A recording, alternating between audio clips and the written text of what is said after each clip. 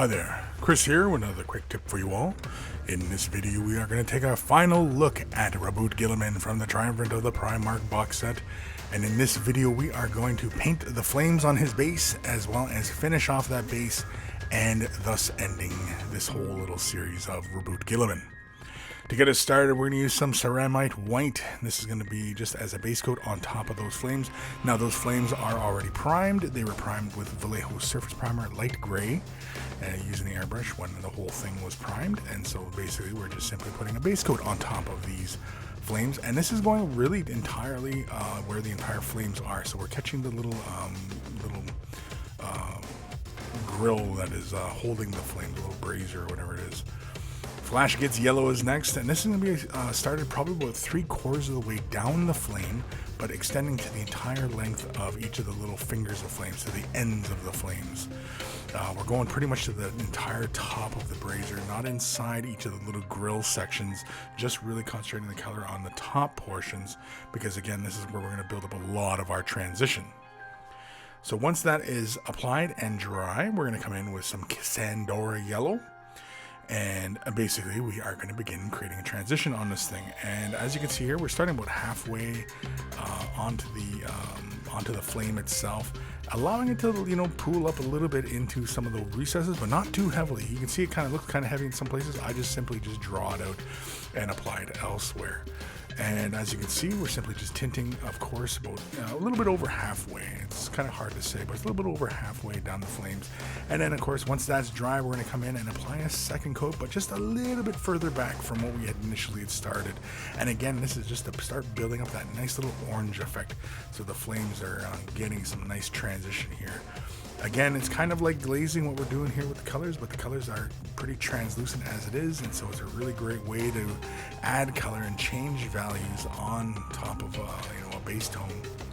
Fuegan Orange is next, and again we are going to apply this onto our palette, thin it out just a little bit, and as you can see here, we are like 1/3 of the way on each of the little flames. It's really just the ends of the fingers really we're touching here.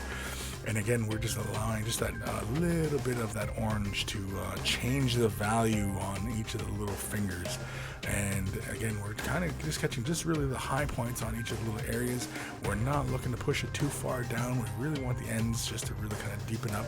And so once that's dry, we're going to come back in, and straight from the bottle, we're simply just going to get the ends of the little fingers of flames. And that's going to give us our nice color variation. And again, to the eye, you're going to see this whole little variation in color. Again, it's going to have kind of this natural kind of look. And pretty much this is the way we did the flames on Guilliman's sword as well. And so once that is dry, and of course you can see we got a nice little transition going on there. Lamenter's Yellow is next, and this is for the areas inside the braziers themselves, or the grills. And again, this is just applied fairly broadly over the areas. Again, it's going to give us a nice light yellow. It's not going to be quite as bright as, say, the Flash Gets Yellow, but again, it's a nice kind of transition, and it kind of helps the eye. We're not leaving any areas pure white, as we don't really want to have kind of like this intense kind of fire. This is more like just kind of a smoldering fire that's going in the breeze kind of thing. Abaddon Black is next, and as you can see here, we've also already colored in some little details on the poles themselves. Again, you can see with the little aquillas on there, as well as the skulls. They've already been treated. Again, the skull was treated as the skulls were on the rest of the base. And of course you can see we also picked out, when we had the gold, we also picked out the little bolter casings that are on the base. And of course, once we just complete with the black and coloring in all the grill areas, we simply just come in with some War Boss Green. This is kind of an old school kind of way. I'm an old school kind of guy, and basically I'm just going to do the trim in this War Boss Green because it's kind of the closest thing to old I think it's old snot green. And then when attaching Guilliman, I simply cleared off the area on his peg foot as well in the flat foot, and simply used contact cement and glued on the feet and allowed him to dry overnight, and there he is. He's complete. We've got even more painting tutorials in the Silver MiniWarGaming Vault. We can watch another one today about how I go back to normal quick tips, and basically we're going to look at brown as it pertains to leather. Again, when you're signing up for the Vault membership, be sure to sign up for a Silver membership. You'll get instant access to over 1,000 painting tutorials already in the Vault.